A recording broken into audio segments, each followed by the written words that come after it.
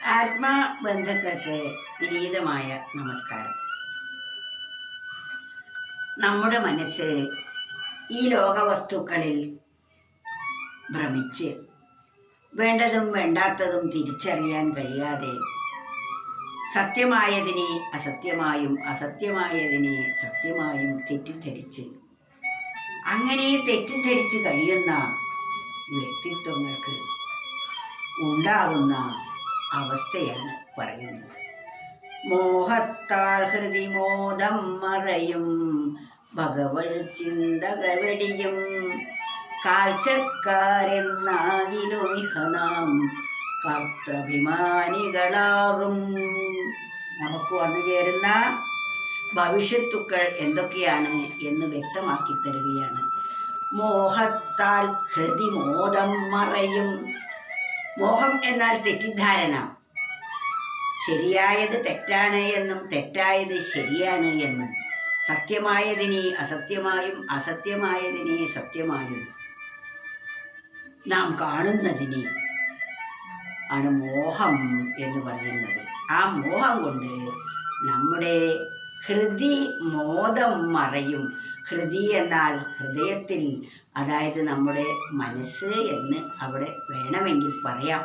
ഹൃദയം എന്ന് പറഞ്ഞാൽ ഒരു വ്യക്തിയുടെ ആകെ കൂടിയുള്ള വ്യക്തിത്വത്തിനാണ് ഹൃദയം എന്നിവിടെ പറയുന്നത്. ആ ഒരു വ്യക്തിക്ക് മോദം മറയും, സന്തോഷം അകന്നു പോകും. മോഹം വന്നാൽ, മോഹം വരാൻ എന്താ കാരണം?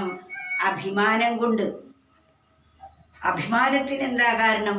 ഈ ലോകഭോഗങ്ങളിൽ അലയുന്നതിൻ്റെ ഫലമായി അലയുന്നീ വിധമമൃതാനന്ദക്കടലിൻ്റെ കരയിൽ അഭിമാനത്താൽ അറിവിയലാതവ രുഴലുന്നീ ഭവഗഹനേ.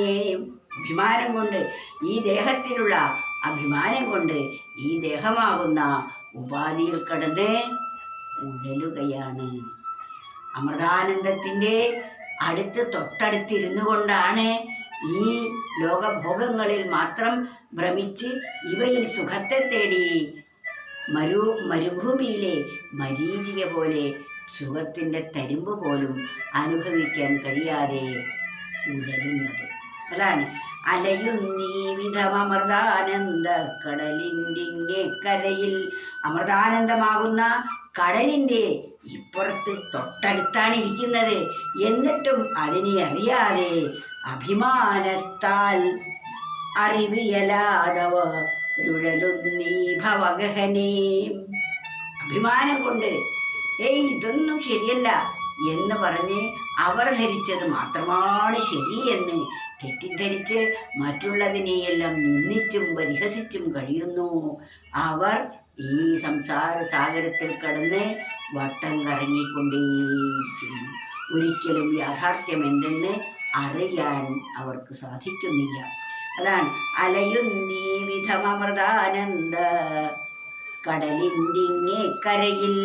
അമൃതാനന്ദമായിരിക്കുന്ന, ഒരിക്കലും നശിക്കാത്ത ആനന്ദം അതിൻ്റെ തൊട്ട് കരയിലാണ് നിൽക്കുന്നത്.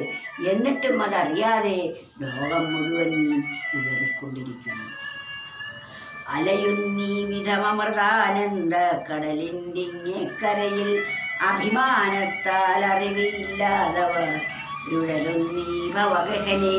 ഈ സംസാര ഭവഗഹനെ എന്നാൽ ഈ സംസാര സാഗരത്തിൽ ഈ ദേഹമാകുന്ന കൂട്ടിലിരുന്ന് അഭിമാനിച്ച് അവർ ഉഴന്നുകൊണ്ടിരിക്കുന്നു എന്നാണ് കവി നമ്മെ ബോധിപ്പിക്കുന്നത്. അതിനാൽ നമ്മുടെ ജീവിതത്തെ നാം നേർവഴിക്ക് നടത്തേണ്ടതും ഈ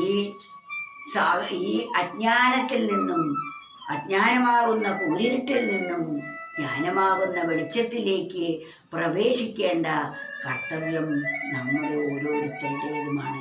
അതിനാൽ നാം ഓരോരുത്തരും ആ പരമപദത്തിലേക്ക് ഉയരാൻ ശ്രമിച്ചുകൊണ്ടേ ഇരിക്കേണ്ടതാണ്. അലയുന്നീ വിധമമൃതാനന്ദ കടലിൻ്റെ കരയിൽ അഭിമാനത്താൽ അറിവിയലാതവ രുഴലുന്നീ ഭവഗഹനേ.